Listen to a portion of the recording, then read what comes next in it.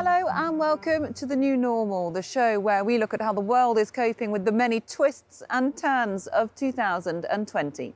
In this week's selection of Global France 24 reporting, we'll take you from the Rift Valley in Kenya via the Vatican to the mysterious world of paperwork in Japan. But we're starting off in Poland.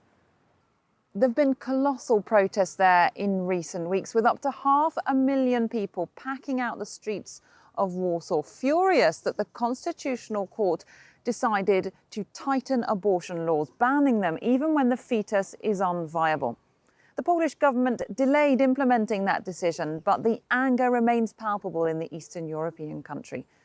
This is an extract now of a documentary for our show Reporters, filmed by Gulliver Cragg and Magdalena Hodownik. Protests erupted almost immediately. Though the atmosphere is festive, the main slogan is an expression of pure rage. Wypierdalać, which, to translate it using words we can use on air, means get lost. Jesteśmy tu, bo mamy dosyć tego, że ktoś chce zarządzać naszymi ciałami i tylko naszymi decyzjami, zwłaszcza kiedy tym kimś są starzy faceci, którzy nie mają bladego pojęcia o tym, jak to jest być w ciąży, jak to jest mieć chore dziecko. Wypierdalać! Wypierdalać! Wypierdalać! Wypierdalać! At one protest, women were invited to do a coming out, a public declaration that they'd had an abortion. Ja dzisiaj robię coming out nie tylko mój, ale także mojej mamy i także mojej babci. Ja to mówię na głos, ja po prostu stwierdzam fakt. Miałam aborcję i niczyja jest to, i to nie jest nikogo sprawa, z jakiego powodu miałam aborcję. Tens of thousands of Polish women do have abortions each year, mostly illegally or in other countries. Walczę o to, żeby to nie zależało od tego, czy stać cię na wyjazd za granicę, czy znasz odpowiednie osoby, które ci pomogą. 1 na 3 Polki w wieku reprodukcyjnym miała doświadczenie aborcji. W Francji, w Stanach Zjednoczonych aborcyjny manifest podpisywały kobiety w latach 70. Czemu w Polsce 50 lat później? With many blaming the clergy for pushing the government to adopt ultra-conservative policies, graffiti begins to appear on churches. This is something unheard of until now in Poland, 87% of whose population is Catholic, with more than a third attending Mass regularly. Maciej, a Catholic activist, is disgusted. Ten kościół został zdewastowany przez aborcjonistki, przez feministki, które uważają, że prawo do zabijania dzieci nienarodzonych to jest prawo kobiet. Protesters also gathered in front of churches. In Poznan, western Poland, protesters interrupted Mass inside the cathedral.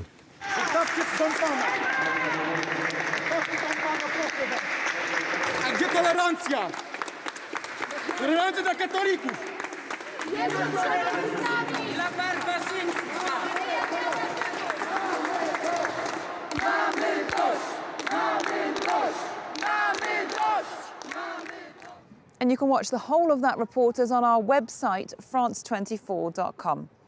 To Africa now, where the lakes in Kenya's Rift Valley have been overflowing for the past 6 months. One has reached levels not seen since 1932. It's an economic and humanitarian disaster, and we're just at the start of rainy season. This report from Bastien Renouy and Maria Gerth-Nicolescu. Nothing is left of this hotel, covered by water within just a few months. David remembers the days when he used to work here. Now, this was the swimming pool was just here. There was a small bar there, and the resting places for sitting. And this was a club, the disco. Since January, some regions saw 4 times more rain than usual. Rivers swelled and the lakes of the Rift Valley overflowed. We have never seen such a thing. Since we are talking of 30 to 40 years, we have never seen such a thing. Tens of thousands of people were displaced throughout the region. Few residents remember that the last time water rose this high was in the beginning of the 20th century. According to the Lakeside Defense Association, the government should never have allowed hotels, houses and shops to be built here. The lake level records have shown us we've been here a number of times. Every time the lake rises, people have to be displaced, and the government has to come in and try to give some humanitarian aid and support. But that is not sustainable. The Governmental Environment Agency is in charge of finding solutions so that communities won't face similar dangers in the future. The current law is very vague and is due to be replaced. For lakes, such as Lake Naivasha, you are not allowed to put up any structure or to do any development activity within a distance of 30 meters from the highest recorded water level of the lake. Some residents are still waiting to be relocated by the government. With the start of the rainy season, many fear a new rise of the lake. With the second wave of COVID hitting Europe hard, the Vatican is praying for better times. St. Peter's Square is virtually empty and the museums have had to shut their doors, leaving Vatican officials to make budget cuts. This report from Natalia Mendoza and Charlotte Davin-Wetton. It's difficult to believe, but St. Peter's Square, that's usually jam-packed, is completely deserted. 8 months after the explosion of the coronavirus health crisis, the world's smallest state has lost its hordes of visitors. Vuoto rispetto al solito. Da un lato è una fortuna, da un altro lato è brutto. Guarda, Piazza San Pietro, tu puoi immaginare Piazza San Pietro dove siamo noi? 12.000 persone in piazza, quanto c'è l'udienza. Mercoledì in questa piazza non si può camminare. Mai visto una cosa del genere, Piazza San Pietro così vuota, fa paura. A situation that has a serious effect on the finances of the Holy See. The habitual long queues to get into the Vatican museums are gone. In 2019, this was the third most visited museum in the world, with nearly 7 million visitors. È stato un impatto drammatico, 85% di perdita di visitatori e di conseguenza economica. È un problema perché i musei vaticani sono sempre stati una risorsa importante per l'attività del Vaticano. The fall in visitor numbers is compounded by a decrease in donations by the faithful to Peter's Pence, an important source of income for the Catholic Church. The dicasteries, the equivalent of ministries for the central organisation of the Church, have been asked to economise. I think all the dicasteries now will be in a position, because we've got consolidated statements, they will be in a better position now to know what the overall state of the Vatican finances is, and what their role is, and how much they can spend, and how much they need to cut back on their spending. For 2020, the Vatican foresees a deficit of nearly €100 million. That is 10 times more than last year. But the Pope has indicated that despite the crisis, not one of the almost 5,000 Vatican employees will be made redundant.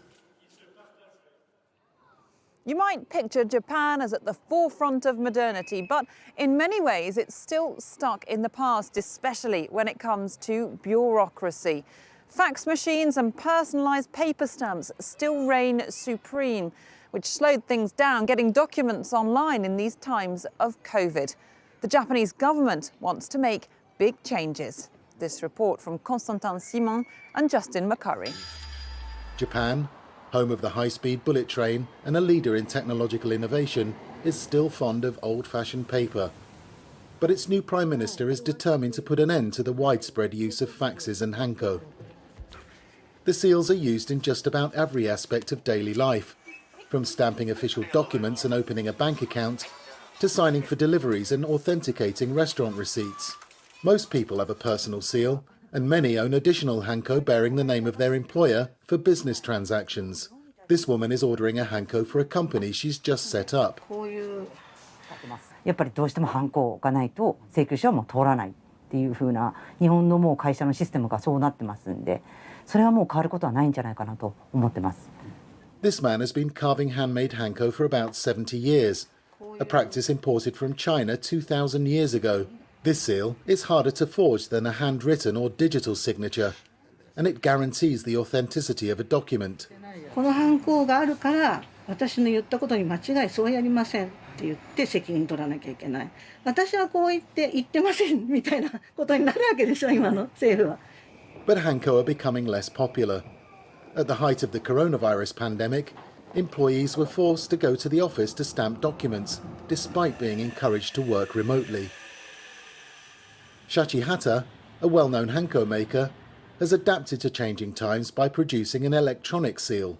全てがこの印鑑がクラウドに変わるわけではなくて、もしかしたら印鑑は完全になくなるというふうにはないと思います。それは廃止対象じゃないというところになりますので、そうなると当然印鑑っていうこういう印鑑っていうところの文化は絶対残っていくと思いますので、こういうやつですね。はい。The coronavirus pandemic may have hastened the demise of the hanko in some areas of Japanese life. But in a country where a quarter of the population is aged 65 or over, personal seals and fax machines aren't ready to disappear just yet. That's it for the new normal this week. Thanks very much indeed for watching. Thanks also to Georges Diazbek on camera and to Natasha Milleret, our producer. Just time to leave you with some pictures from the ancient pyramids of Gizeh in Egypt, where a giant yoga session was organised this week to raise awareness of violence against women, which is still rife in Egypt. See you next time on France 24.